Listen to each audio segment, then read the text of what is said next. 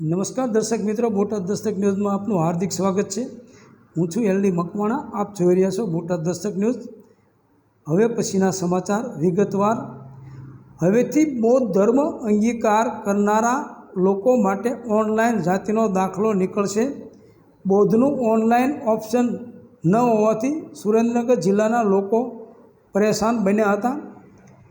કોઈપણ વ્યક્તિને બૌદ્ધ ધર્મ સ્વીકારવો હોય તો તે જિલ્લા કલેક્ટરની મંજૂરી મેળવી અને નિયમાનુસારની કાર્યવાહી કરવી પડતી હતી। જોકે આ પ્રક્રિયા ઘણી લાંબી અને કઠિન હોવાના કારણે બૌદ્ધ ધર્મ પરિવર્તન કરનારા લોકોને અને મુશ્કેલીઓનો સામનો કરવો પડતો હતો। આ બાબતે સુરેન્દ્રનગર જિલ્લામાંથી પણ થોડા દિવસો ફરિયાદો ઉઠી હતી અને જવાબદાર તંત્રને રજૂઆતો કરવામાં આવી હતી।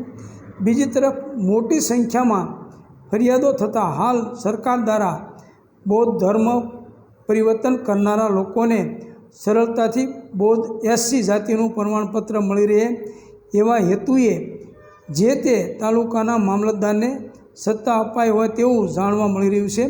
ટૂંકમાં બૌદ્ધ ધર્મ અંગીકાર કરનાર લોકોએ તેના ડોક્યુમેન્ટ જેવા કે શાળા સોડાનું પ્રમાણપત્ર, જાતિ અંગેનું પ્રમાણપત્ર, રેશન કાર્ડની નકલ, લાઇટ બિલની નકલ, ટેલિફોન બિલની નકલ, અરજી સાથે રજૂ કરેલા સોગંદનામાની નકલ, ધર્મ પરિવર્તન કરવા અંગેનો દાખલો, આધાર કાર્ડની નકલ સાથેની અરજી જે તે તાલુકાના મામલતદારની કચેરી ખાતે રજૂ કરવાથી મામલતદાર કચેરી ખાતેથી બૌદ્ધ SC જાતિનું પ્રમાણપત્ર મળી શકશે।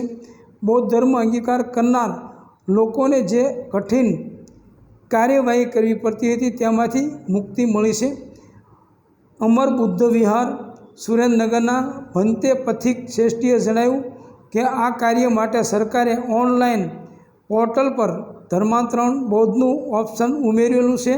હવે ધર્માંતરણ કરનાર લોકોને સરળતાથી દાખલાઓ મળી જશે। Botad Dastak news, LD Makwana, Botad.